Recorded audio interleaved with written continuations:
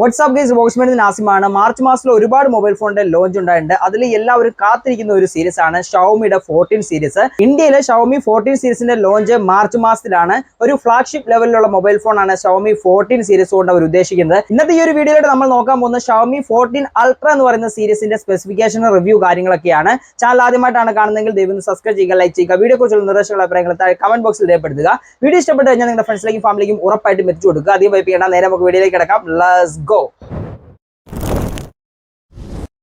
ഷവോമിയുടെ ഏറ്റവും പുതിയ സീരീസ് ആയിട്ടുള്ള ഷവോമി 14 അൾട്ര എന്ന് പറയുന്ന സീരീസിന്റെ ബിൽഡ് ക്വാളിറ്റിയിലേക്ക് വന്നു കഴിയുകയാണെങ്കിൽ 219 ഗ്രാം ആണ് ഈ ഒരു മൊബൈൽ ഫോണിന്റെ വെയിറ്റ് എന്ന് പറയുന്നത്. ഗ്ലാസ് ഫ്രണ്ട് ആണ് വരുന്നത്. ഷീൽഡ് ഗ്ലാസ് എന്നാണ് ഇത് അറിയപ്പെടുന്നത്. ടൈറ്റാനിയം ഗ്രേഡ് 5 അല്ലെങ്കിൽ അലൂമിനിയം ഫ്രെയിം, ഈ ഒരു കാര്യമായിരിക്കും ഇതിന്റെ ഒരു ഡിസൈൻ വശത്തേക്ക് വന്നു കഴിയുകയാണ് വരുന്നത്. IP68ന്റെ ഡസ്റ്റ് ആൻഡ് വാട്ടർ റെസിസ്റ്റന്റ് ഈ ഒരു മൊബൈൽ ഫോണിൽ കമ്പനി തരുന്നുണ്ട്. ഇനി ഈ ഒരു മൊബൈൽ ഫോണിന്റെ ഡിസ്പ്ലേ വശത്തേക്ക് വന്നു കഴിയുകയാണെങ്കിൽ 6.7 ഇഞ്ചിന്റെ LTPO AMOLED ഡിസ്പ്ലേ ആണ് വരുന്നത്.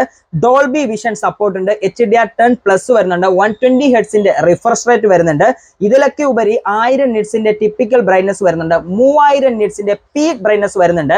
വെളിയിലൊക്കെ കൊണ്ടുപോയി യൂസ് ചെയ്യുകയാണെങ്കിൽ, വെയിലൊക്കെ കൊണ്ടു കഴിഞ്ഞാൽ നമുക്ക് വളരെ സിമ്പിൾ ആയിട്ട് നല്ല രീതിയിൽ വിസിബിലിറ്റി തരുന്ന രീതിയിലാണ് ഈ ഒരു 3000 നിറ്റ്സിന്റെ പീക്ക് ബ്രൈറ്റ്നസ് ഇവർ നൽകിയിരിക്കുന്നത്. ഈ ഒരു ഡിസ്പ്ലേയുടെ പ്രൊട്ടക്ഷന് വേണ്ടി ഷവോമി കൊടുത്തിരിക്കുന്നത് ഷവോമി ഷീൽഡ് ഗ്ലാസും അതേപോലെ തന്നെ ഷവോമി ലോഗിൻ ഗ്ലാസ് എന്ന് പറയുന്ന രണ്ട് രീതിയിലുള്ള പ്രൊട്ടക്ഷൻ ആണ് ഷവോമി 14 അൾട്ര എന്ന് പറയുന്ന മൊബൈലിൽ ഷവോമി നൽകിയിരിക്കുന്നത്. ഈ ഒരു മൊബൈൽ ഫോണിന്റെ OSലേക്ക് വന്നു കഴിയുകയാണെങ്കിൽ ഹൈപ്പർ OS ആണ് വരുന്നത്. പ്ലാറ്റ്ഫോം ആൻഡ്രോയിഡ് 14 ആണ് വരുന്നത്.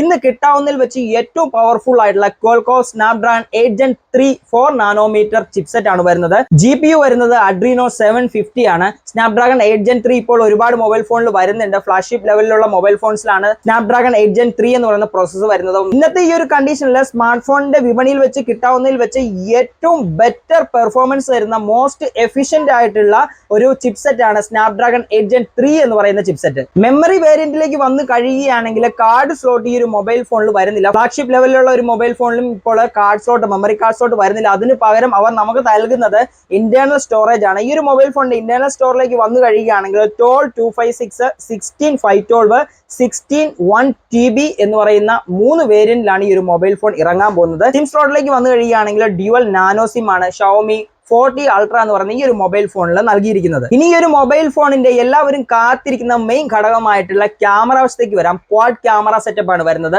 ബാക്കിൽ 4 ക്യാമറ സെറ്റപ്പ് ആണ് വരുന്നത്. ഈ ഒരു 4 ക്യാമറയും 50 മെഗാ പിക്സലിന്റെ ആണ് വന്നിരിക്കുന്നത്. ഷവോമി 40 അൾട്ര എന്ന് പറയുന്ന ഈ ഒരു മൊബൈൽ ഫോണിന്റെ മെയിൻ ക്യാമറ 50 മെഗാ പിക്സൽ ആണ് വരുന്നത്. പ്രൈമറി ക്യാമറ 50 മെഗാ പിക്സൽ ആണ് വരുന്നത്. 1.6 അപ്പറേച്ചർ ആണ് വരുന്നത്.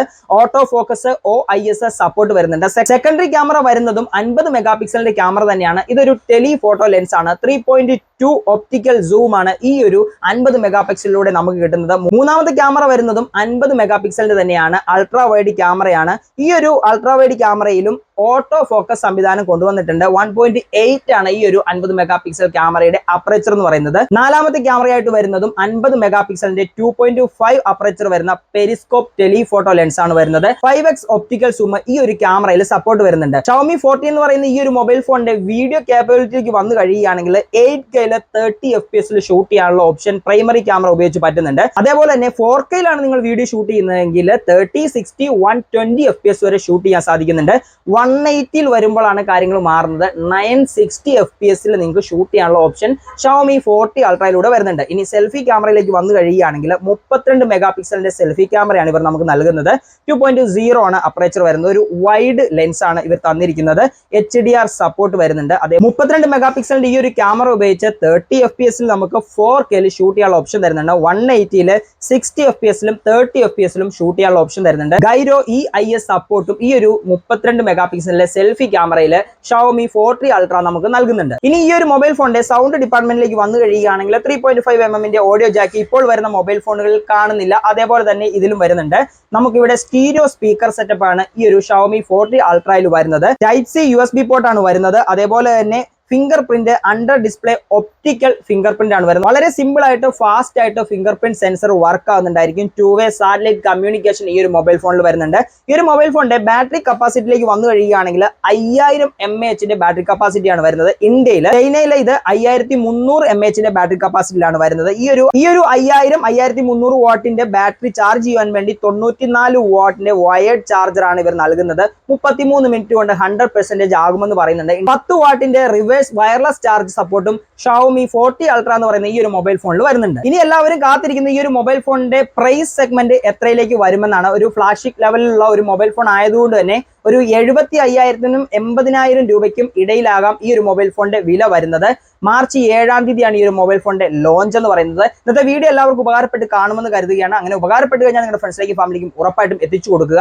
ചാനൽ ആദ്യമായിട്ടാണ് കാണുന്നതെങ്കിൽ ദയവ് ഒന്ന് സബ്സ്ക്രൈബ് ചെയ്യുക. തൊട്ടടുത്ത് കാണുന്ന ബെല്ലൈക്കും കൂടി ഒന്ന് എനേബിൾ ചെയ്ത് വെച്ചാൽ നമ്മളിടുന്ന വീഡിയോസിന്റെ നോട്ടിഫിക്കേഷൻ അപ്പോൾ തന്നെ നിങ്ങൾക്ക് കിട്ടുന്നതായിരിക്കും. ഇന്നത്തെ വീഡിയോ ഞാനിവിടെ വൈൻഡപ്പ് ചെയ്യണം. മറ്റു ദിവസം നല്ലൊരു വീഡിയോയുമായി കാണും വരെ Nasimi signing off. Thank you.